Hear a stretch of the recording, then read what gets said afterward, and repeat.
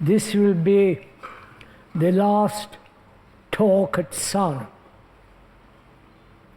We'll continue at Brockwood in England.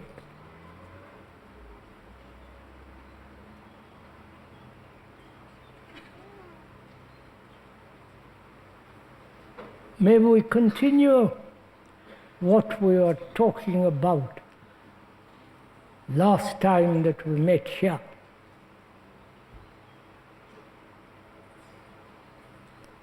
We were saying, among other things, that this is not a lecture. A lecture is meant to inform, to instruct on a particular subject. This is not a lecture, nor is it an entertainment. Entertainment means amusing yourself or going to a cinema or going to a ritual in a church or in a temple or a mosque. This is not an entertainment, nor is it mere matter of intellectual, theoretical, psychological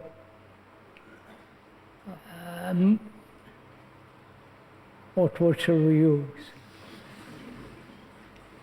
Psychological pursuit, philosophical pursuit rather.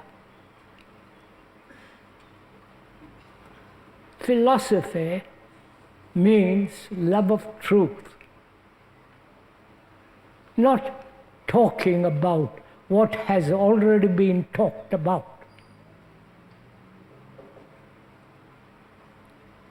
And we are not discussing or concerned with what others have said. We are together, you and the speaker, as two human beings, you as not this large audience, but you as a person. And the speaker are having a conversation together about their life, about their problems, about all the travail of life, their confusion, their fears, their aspirations, their desires to achieve success, either in the business world or in the so-called religious world or in the spiritual world. That is, success, to reach nirvana, heaven, or enlightenment is the same as success in the business world.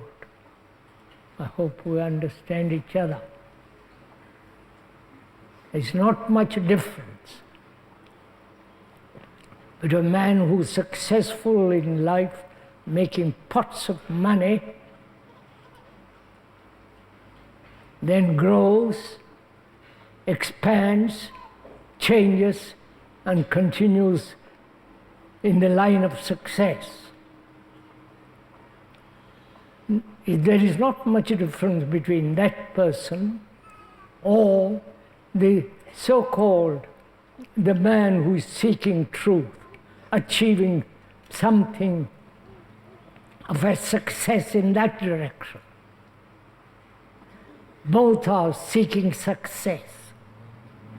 One you call worldly, the other you call non-worldly, spiritual, religious. We are not dealing with either of those two. We are concerned, you as a human being, single or double, and the speaker, or having a conversation together. He means together. You sitting there, and the unfortunately speaker sitting up here. So it is between you and the speaker. You and the speaker have been talking about relationship between man and woman, boy and girl, and so on. We have been also talking about fear, whether it is at all possible, ever, in life, living in the modern world, to be utterly free psychologically of all fear. We went into that very, very carefully. And also we talked about time. Time by which we live. The cycle of time, which is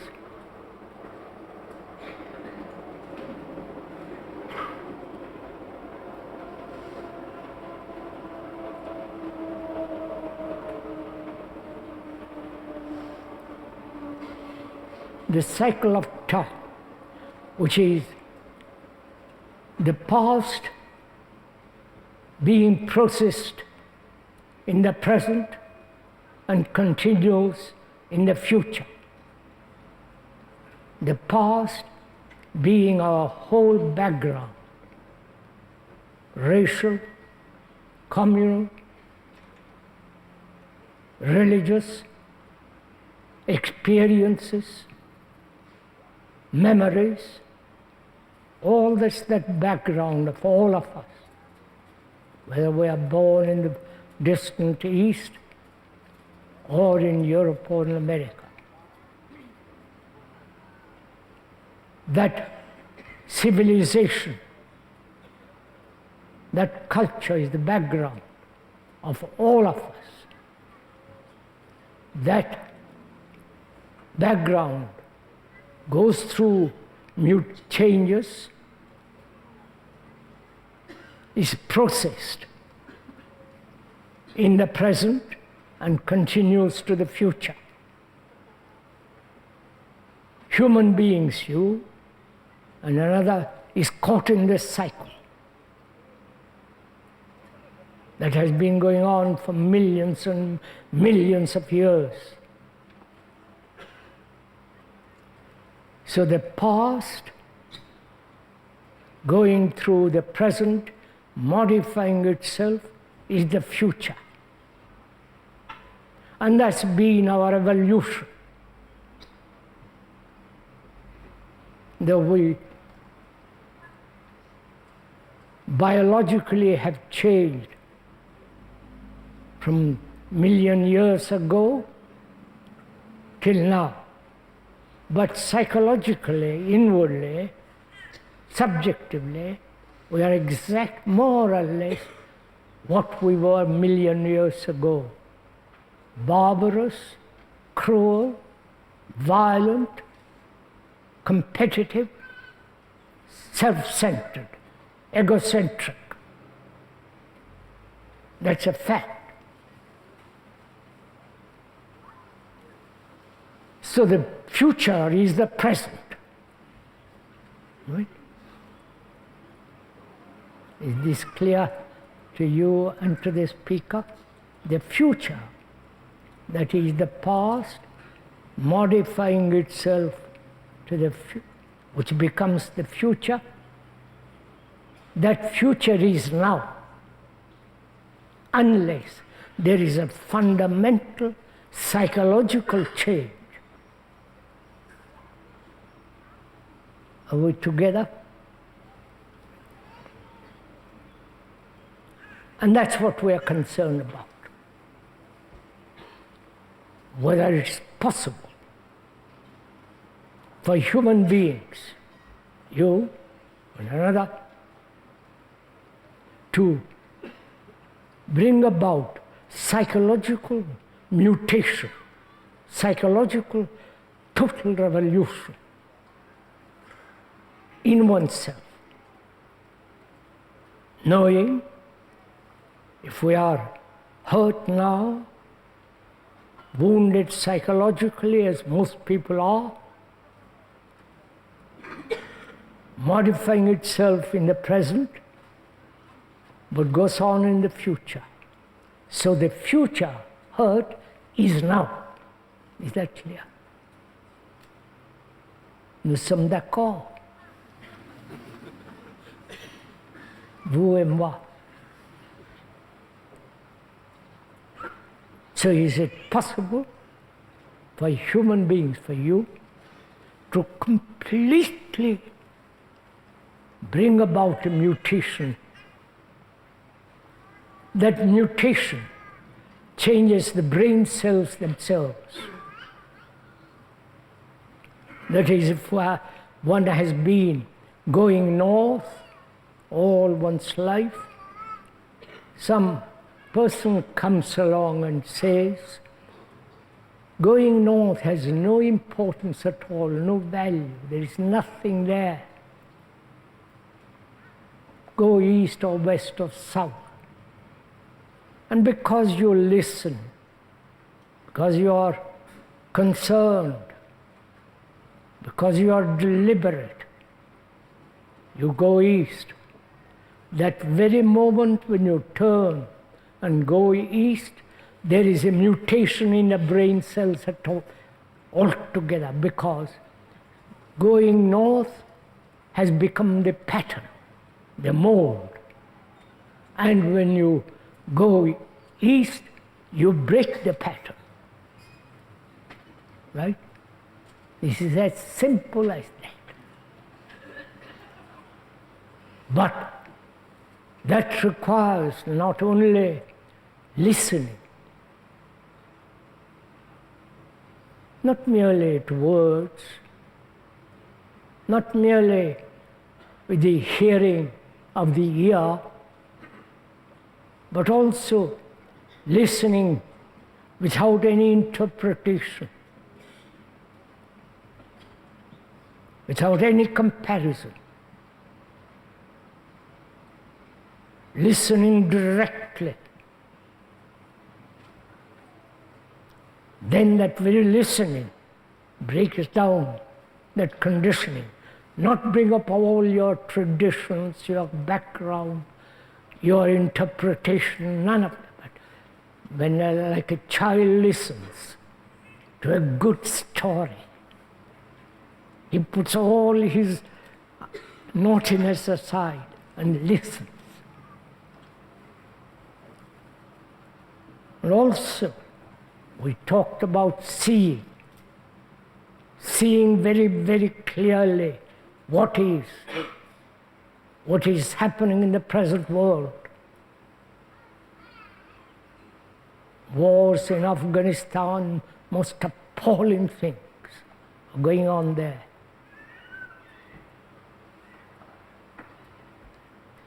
In Lebanon, in South America, Far East, man from million years or 2 million ago killed with a club. Then he invented an arrow. He thought that would stop all wars. Now you can vaporize millions and millions of people with one bomb. We have progressed tremendously outwardly, technologically. Computer is going to take over probably all our thinking. They will do better, far better than we can in a second.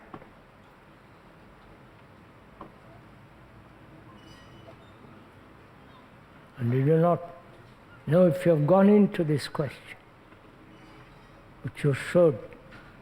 What's going to happen to the human brain when the computer can do almost anything that you can do, except, of course, sex. You can't look at the stars and say, what a marvelous evening it is.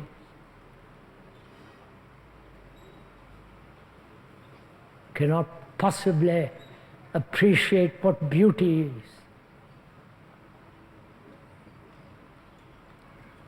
So, what's going to happen to the human brain? Will it wither when the laser computer can take all that over from you? It will save a lot of labor. So either we turn to entertainment, the tremendous weight of entertaining industry, sport, or another form of it, go to a church, temple, mosque to be entertained, sensation, or turn in a totally different direction. Because psychologically, inwardly, you can go limitless. The brain has an extraordinary capacity. Each one's brain. Look what technology has done. But psychologically, subjectively, we remain what we are, year after year, century after century. Conflict, struggle, pain, anxiety, and all the rest of it. That's what we talked about in the last three talks. Wasn't it 3 talks? Right, thank you. And we also talked about thought. What is the nature of thinking? What is thinking? We went to that very carefully. All thought is memory, based on knowledge. Knowledge is always limited, whether now or in the past or in the future. Knowledge is always perpetually, eternally limited, because it is based on experience. Without experience, which is always limited, so knowledge is limited, memory, thought. That's the process of our thinking. And thought has invented all the rituals in all the religious places. It has invented gods through our fear. And so on. We talked about that at considerable length and in detail. This morning, we have to talk over together, you and the speaker together, not the whole audience.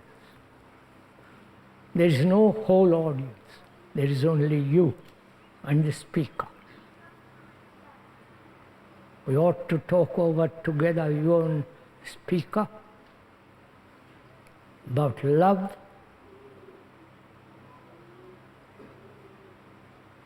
death, what is religion,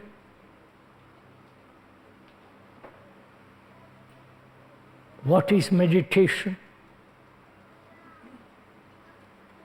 Is there anything beyond all the human endeavor?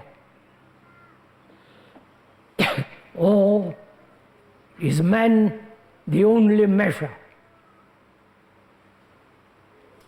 Is there something beyond all structure of thought? Is there something that is timeless? This is what we have to be concerned. You and the speaker this morning. Is that all right?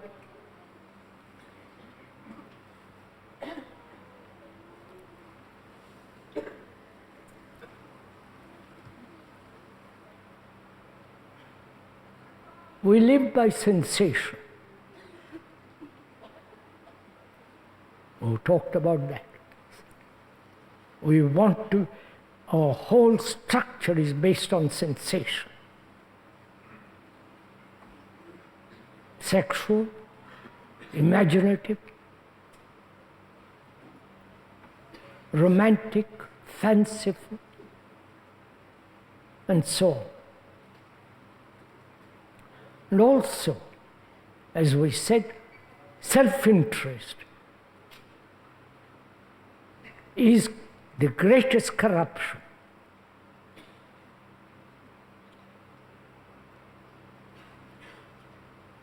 And is sensation, that is the stimulation of the senses. Is that love? We are investigating this thing, you and the speaker together. We are taking a very long journey. It's a long lane. You and the speaker are walking together. Not that he is ahead and you follow, but together, step in step. Perhaps holding hands together, friendly, not dominating either each other, trying to impress each other. So we are, you and the speaker are walking quietly, exploring, investigating, watching, listening, observing. So we're asking each other, what is love?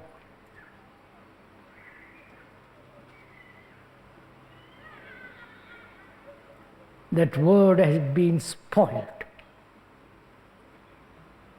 spat upon,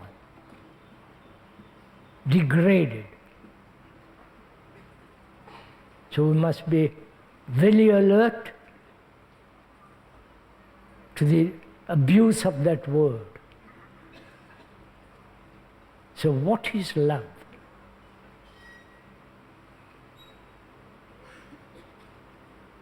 Is it mere sensation?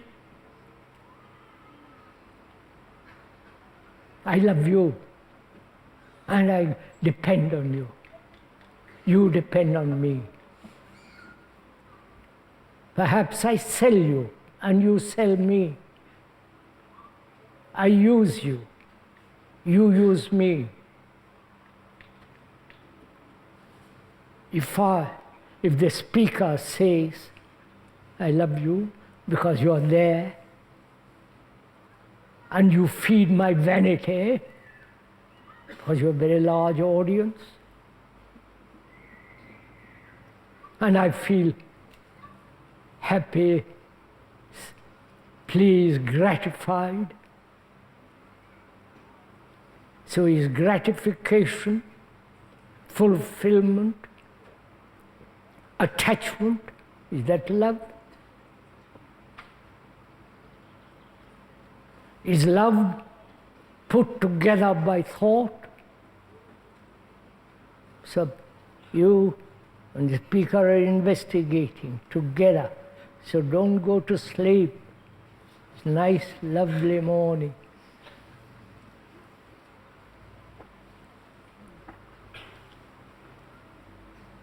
So is love sensation? Is love gratification? Is love fulfillment? Dependence? And is love desire? Please don't investigate it together. Don't please agree or disagree. We went into that thing. We always approach anything by that we agree or disagree. If we could put aside altogether from our vocabulary, from our brain, saying I agree and I don't agree. My opinion is this and your opinion is that. Judgment, if we could put aside all that and just face facts as they are, not only in the world, but also in ourselves. Things as they are. That demands great honesty.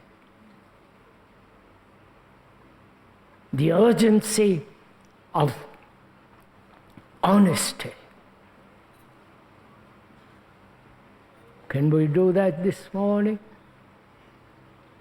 And face things as they are. Not imagine romantically or sentimentally, or it's our tradition, putting aside all that. Then we can begin to question, inquire into what is love.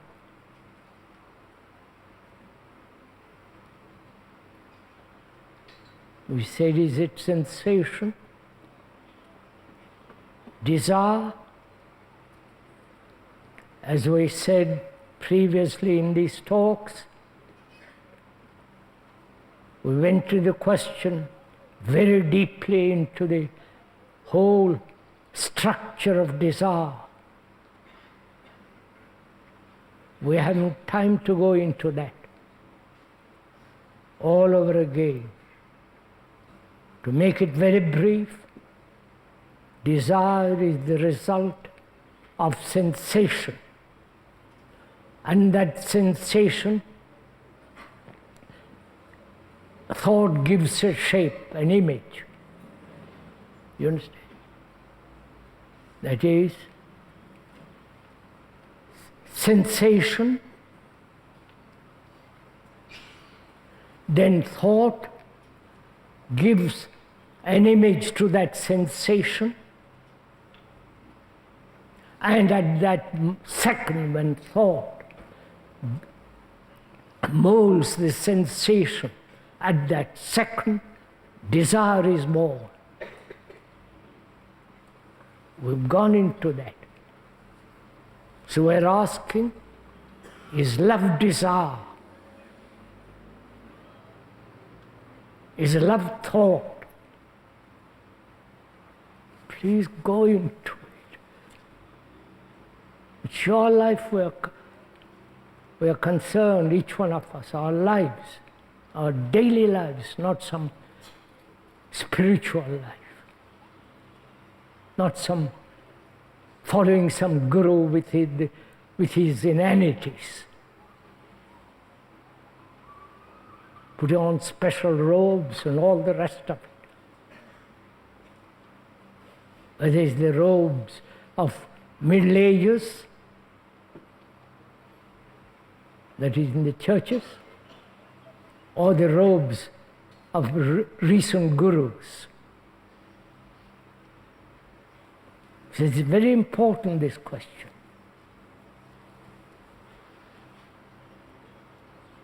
Is love merely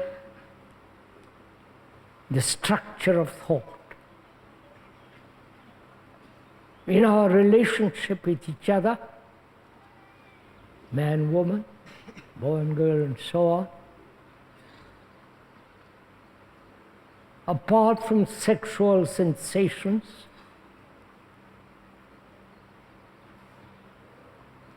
when one says to another, I love you? Is it dependence? Or one is fulfilling himself or herself in another? And therefore in that relationship, thought comes in. And then the thought creates the image. And that image we call love, or call that image love. So we're asking, is love? It's unfortunate to use that word. Is love put together by thought?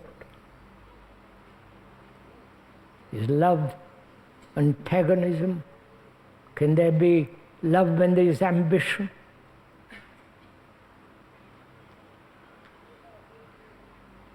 When we are competing with each other? Is there love when there is self-interest?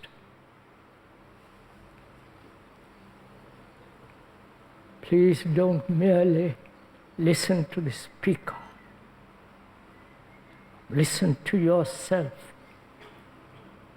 Listen, find out for yourself. When you discover through what is actually is, can go very far. But if you merely depend on another, his words, his books, his reputation, that is meaningless. Throw all this away, and one has to look at oneself. One has to have passion. Passion can exist only, as we said the other day, when suffering ends.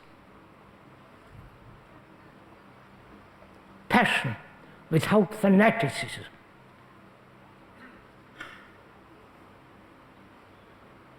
Which then becomes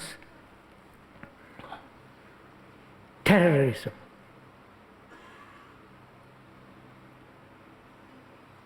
All the fanatical movements in the world, they have got tremendous passion. Fanaticism breeds passion. That passion is not the passion which comes into being when there is the ending of sorrow. We went into that. So we're asking, is love all this? Jealousy, which is in hate, anger, desire, pleasure, and so on. Is it all love?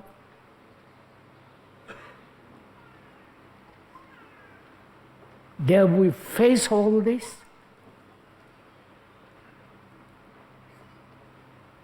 Or you, and speak, are honest enough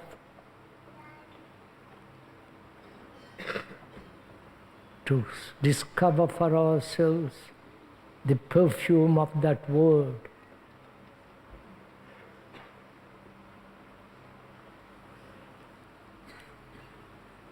And from that, we ought to consider what place has death in our life.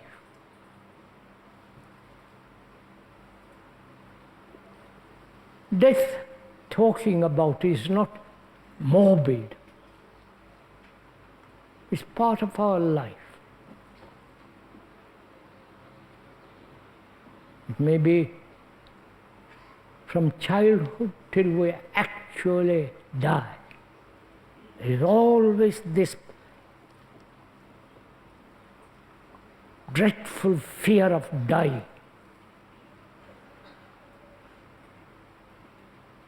Aren't you afraid of death? We have put it far away as possible. So let us inquire together what is that extraordinary thing that we call death. It must be extraordinary.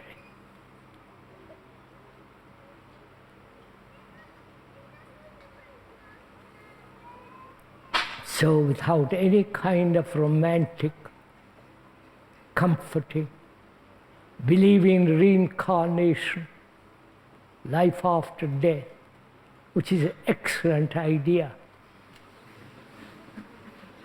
marvelously comforting. The origin of it probably began with the very, very ancient Hindus. And the Greeks Egyptians talked about it. Then Pythagoras, the Greek, talked about it.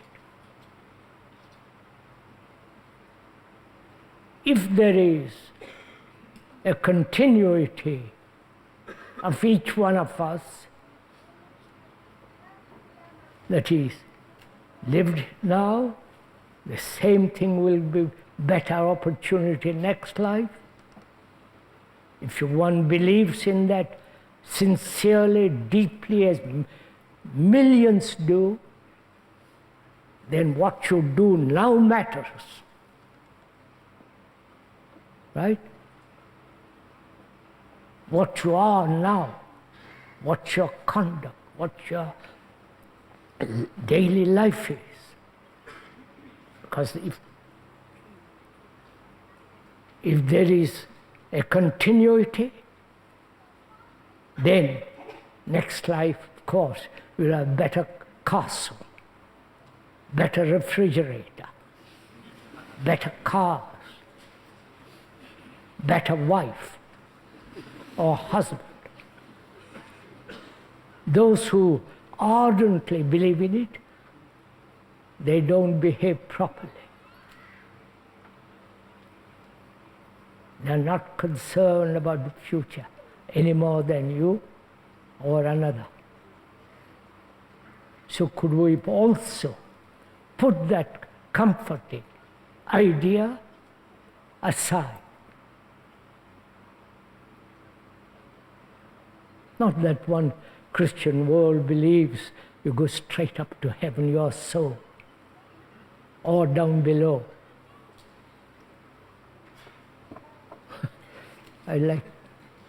the speaker would like to tell you a joke about it, but he won't. It's a quite funny joke. It takes too long. Our time is limited. So, what is death? What is living? What is living, daily life, and what is death? If we don't understand our daily living, what relationship has death to that? You understand?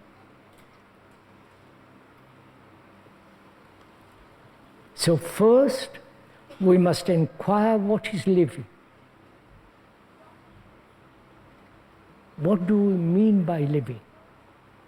What do we mean by good life? Is good life having a lot of money, cars, changes of wives, or girls, or going from one guru to another and caught up in his concentration camp? Please don't laugh. This is actually what's going on.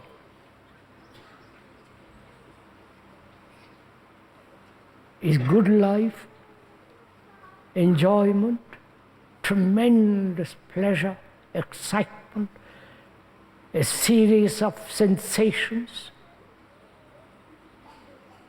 going to the office from morning till night for 60 years. For God's sake, face all this. working, working, and then dying.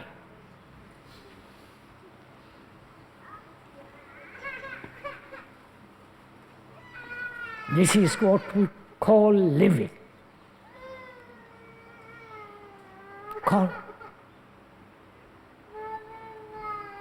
I'm sorry, you and I can't compete.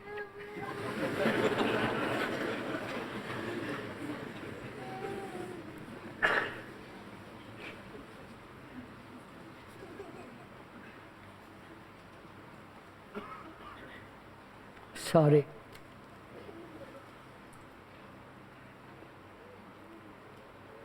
This what we call living? Constant conflict, constant problems, one after the other.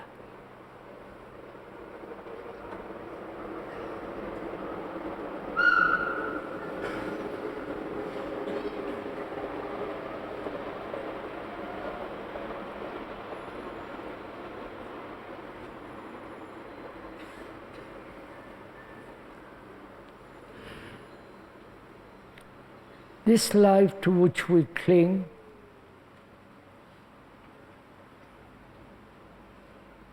of which we know we acquired tremendous information, knowledge about practically everything.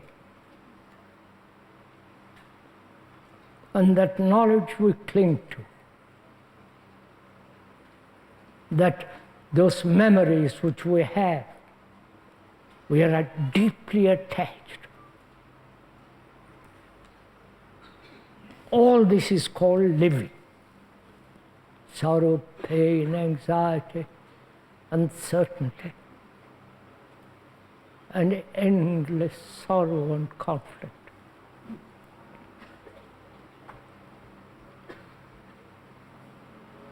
And death comes through accident, old age, senility. That's a good word.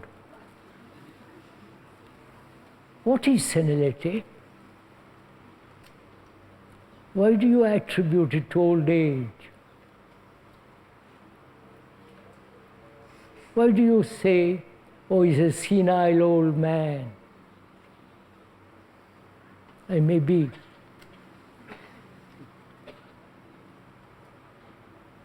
Are you senile? Senility is forgetfulness, repeating, going back to the old memories, half alive, right? And so on. That's generally called senile. I'm asking you, I've asked this question, the speaker has asked this question very often of himself. So we're both in the same camp. Is senility, old age problem, or senility begins when you are repeating. You follow? When you are traditional, go on. Go to the churches, temples, mosques. Repeat. Kneel, and the other fellow touches his forehead to the ground. And the Hindus prostrate.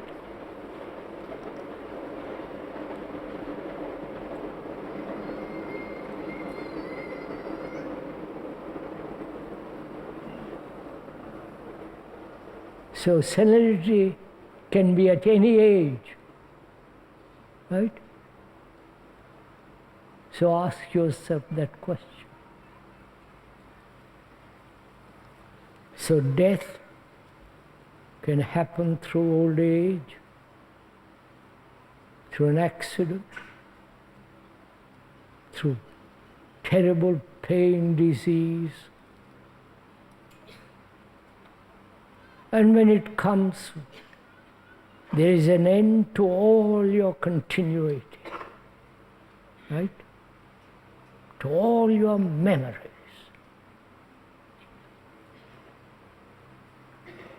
To all your attachments.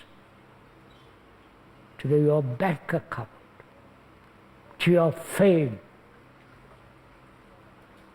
You may be the central figure of entertainment. That too comes to an end. So we ought to consider what is continuity, you understand? And what is ending. May we go into that? What is it that continues? That is a series of movements which becomes a continuity. And what is it that is the meaning of that word ending?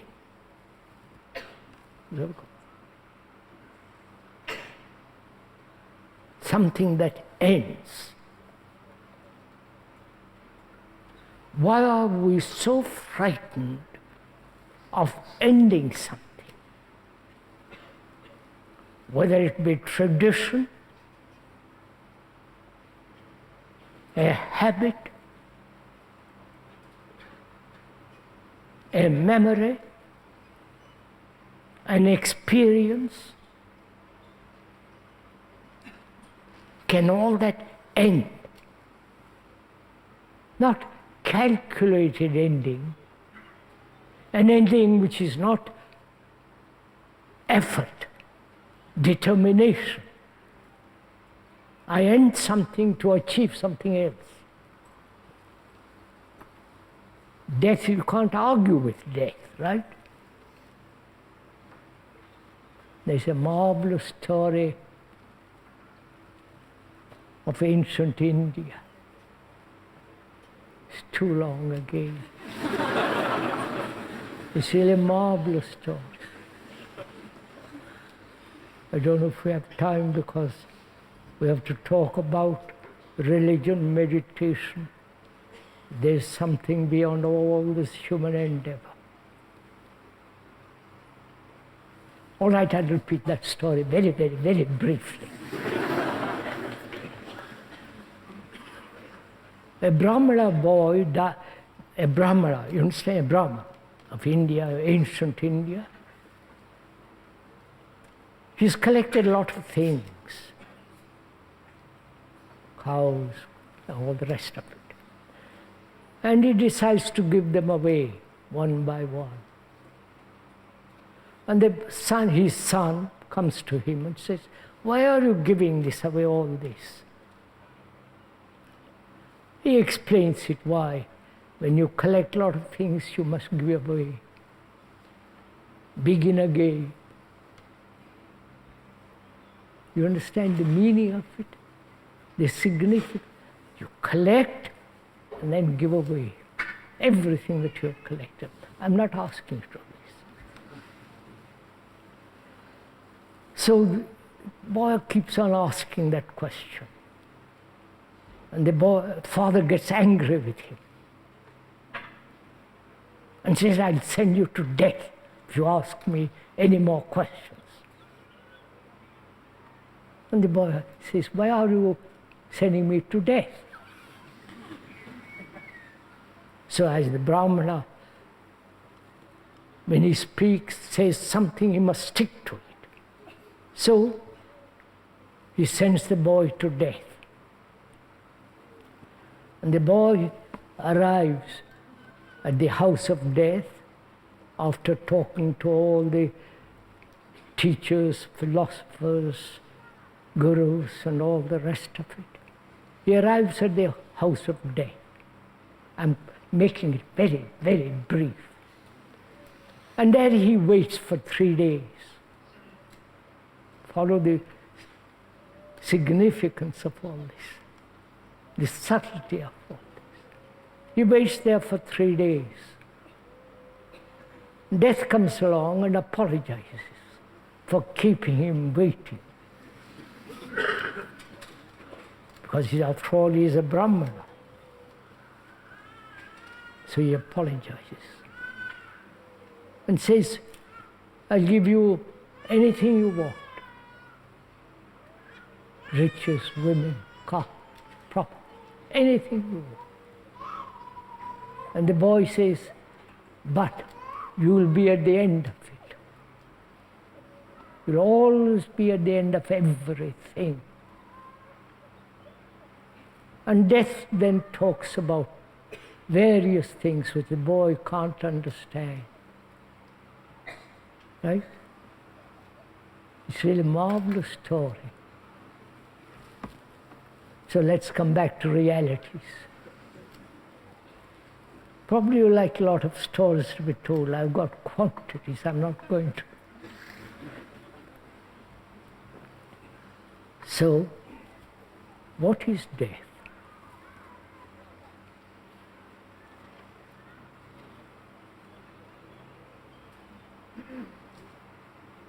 Is time involved in it? Time.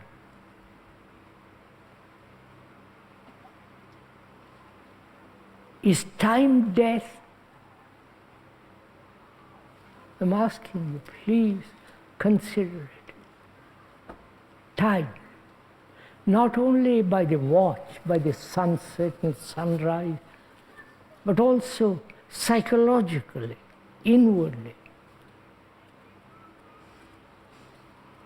As long as there is the self-interest of time, right? You're following this? As long as there is the self-interest, which is the wheel of time, then there must be death. So, is time related to death? Oh, come on, sirs.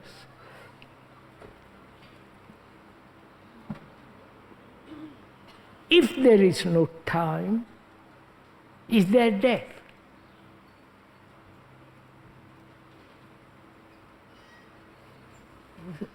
Are we together?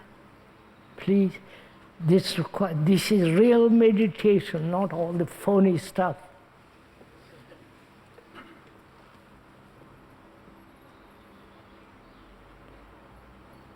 Time, psychological time, not the time of big clock or on the clock watch on your wrist. Oh Lord.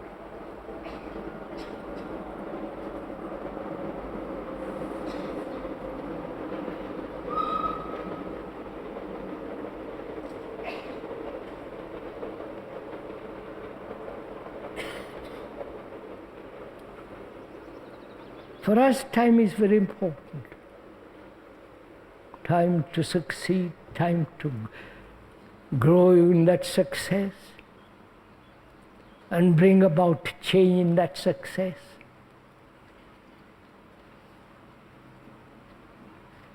Time means continuity. I have been, I am, I will be.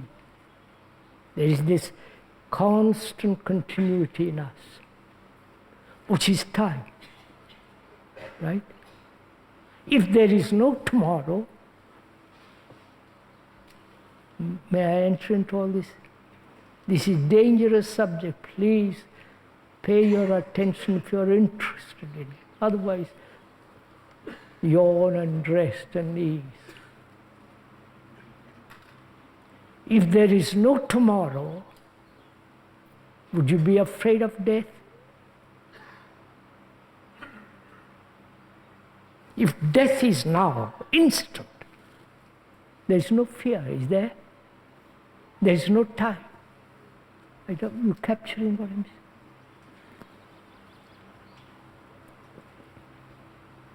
So is time, is death, as long as thought functions in the field of time, right, which we are doing all day long, then there is inevitably the ending of saying it might end, therefore I'm afraid. So time may be the enemy of death. Or the time is death.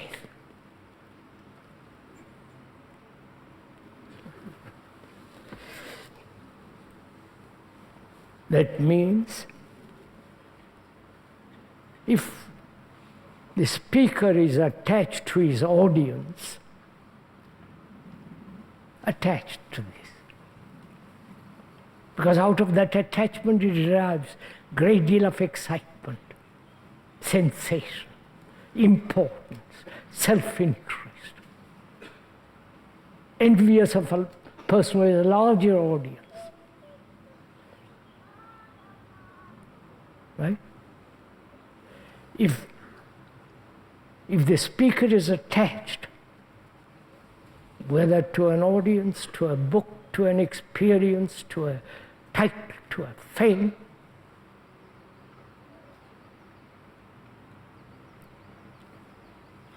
then he's frightened of death. Attachment means time. I wonder if you understand all this. Attachment means time. So, you be completely free of attachment, which is time. Right?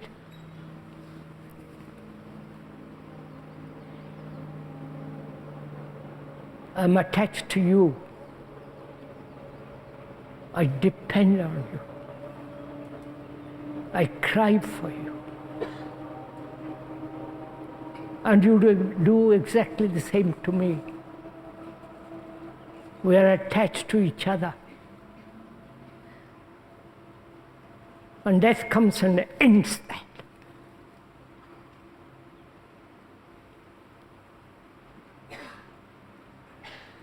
So can I end that attachment now? Not wait for death,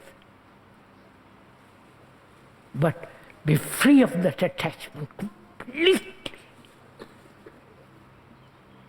Yes, sir. Face that fact. So, living is dying, and therefore living is death together. You understand what I'm saying? Oh, come on, sirs. That's why one has to lay the foundation of understanding oneself, not according to philosophers, psychiatrists, and so on. To understand oneself, not through books, but to see, watch one's behavior, one's conduct, the way, the habit, the accumulation that we have collected through millennia upon millennia. Know all that inside you, the racial, communal, traditional, personal.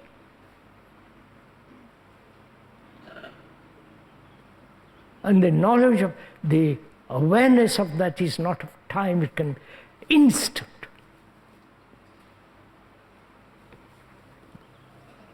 And the mirror in which you see this is the relationship between you and another, between you and your wife, to see in that relationship all the past, the present, habits, future, everything is there.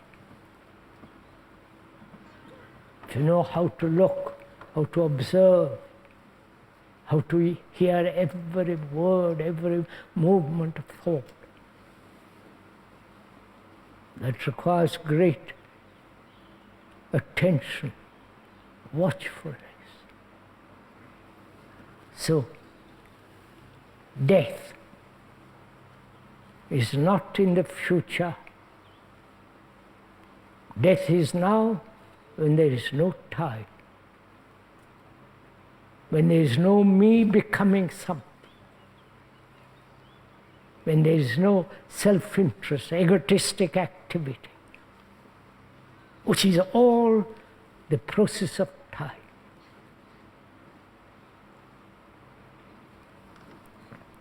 So living and dying are together always. And you don't know the beauty of it. There's great energy in it. We live by energy. You take sufficient food and right diet and so on, and they give certain quality of energy. That energy is distorted when you smoke, drink, and all the rest of it. The brain has extraordinary energy.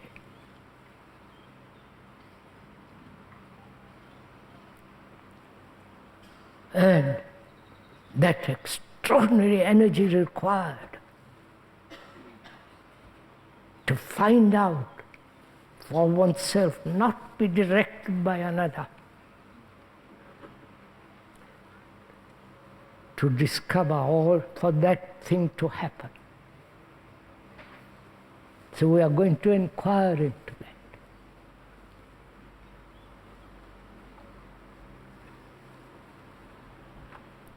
That is, what is religion? Please understand, we've talked about fear,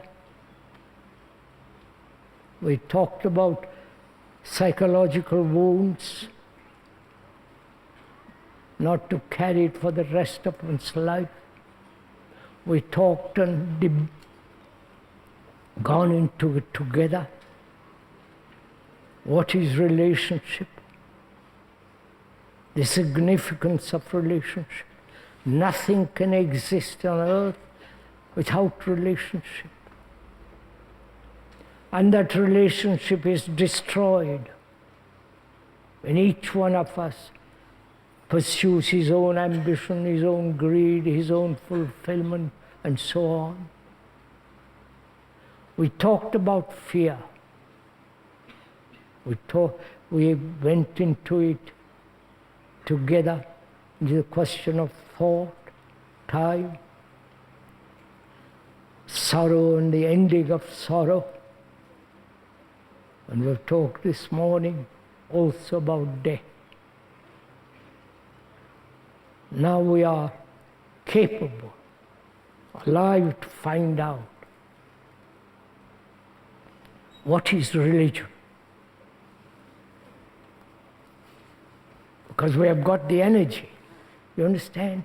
Because we have put all that human's conflict, self-interest aside, if you have done it, which then gives you immense passionate energy. Incalculable energy. And what is religion? Is religion all the things that thought has put together? The rituals, the robes, the gurus, the perpetual repetition prayers, and the whole thing. Is that religion? Or is it a big business concern? There is a temple in South India that makes $1 million every third day. You understand what I'm saying? Every third day, that temple gathers $1 million. Every third day. And that's called religion. They spend the money, different ways. And Christianity has, look what it has done. tremendous riches. The Vatican, the churches all over the world. Go down the Fifth Avenue of New York, there they are. Rich as pop.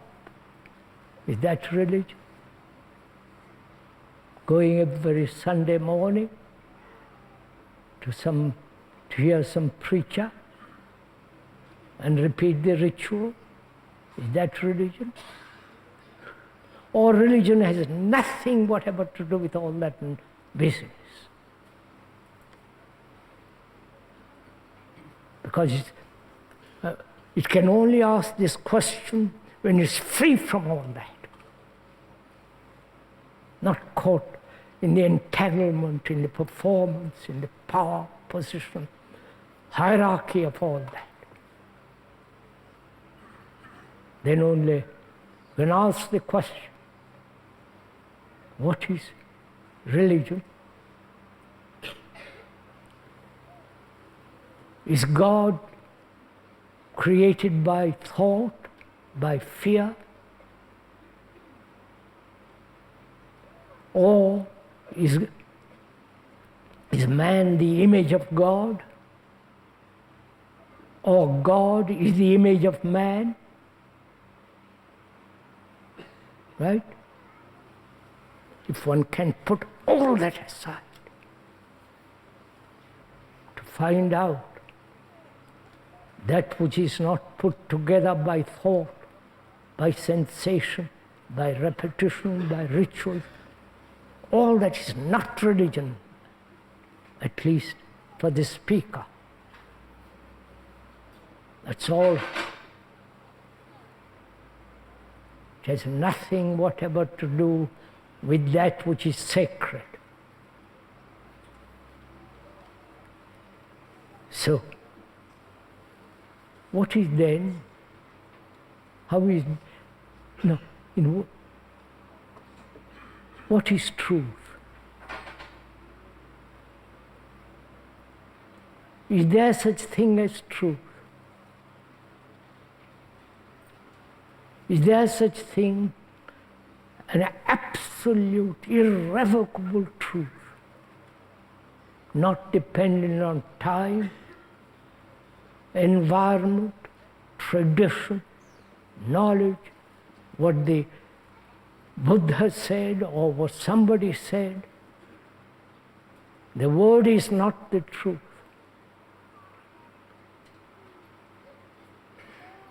The symbol is not the truth. The person is not the truth. Therefore, there is no personal worship.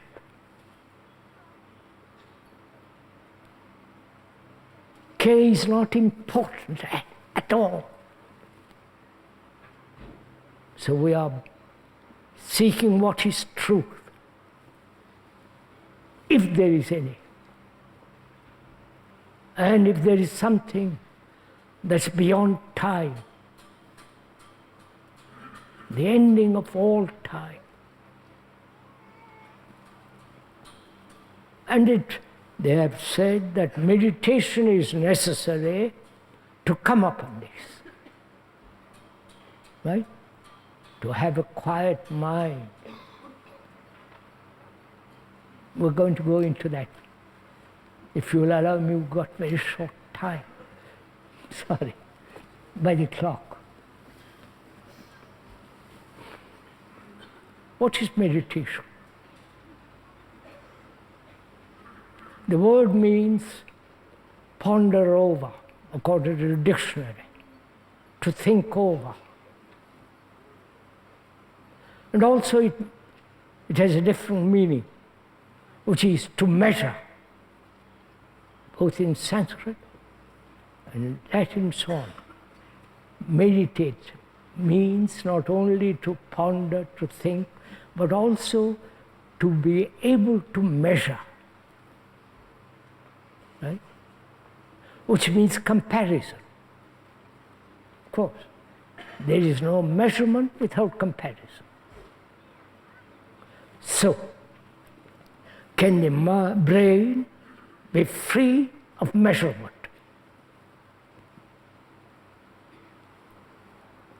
Not the measurement by the rule, by yardstick, kilometer, miles, but the brain be free of all measurement. The becoming, not becoming, comparing, not comparing. You understand? Can the brain be free of the system of measurement? I need to measure to get a suit made. I need measurement to go from here to the another place. Distance is measurement. Time is measurement. You understand? So, can the brain, not the mind, we'll go into quickly what the mind and the brain are. Can the brain be free of measurement? That's comparison. No comparison whatsoever. This is real meditation. So that brain is totally free.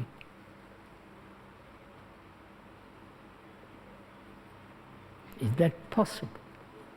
Living in modern world, making money, breeding children, sex, all the noise, the vulgarity, the circus that's going on in the name of religion. Can one be free of all that? Not in order to get something. You understand? To be free. So meditation is not conscious meditation. You understand this? It cannot be conscious meditation. Following a system, a guru, collective meditation, group meditation, single meditation, according to Zen, Buddhist, Hindu, and it can't be a system. Because then you practice, and your brain gets more and more dull, more and more mechanical. So, is there a meditation which has no direction, which is not conscious, deliberate? Find out. That requires great energy, attention, passion.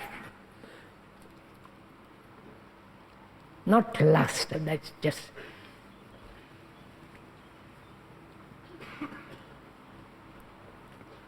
Then, that very passion, energy, the intensity of it is silence. Not contrived silence. It is the immense silence in which time, space is not. Then there is that which is unnameable, which is holy, eternal.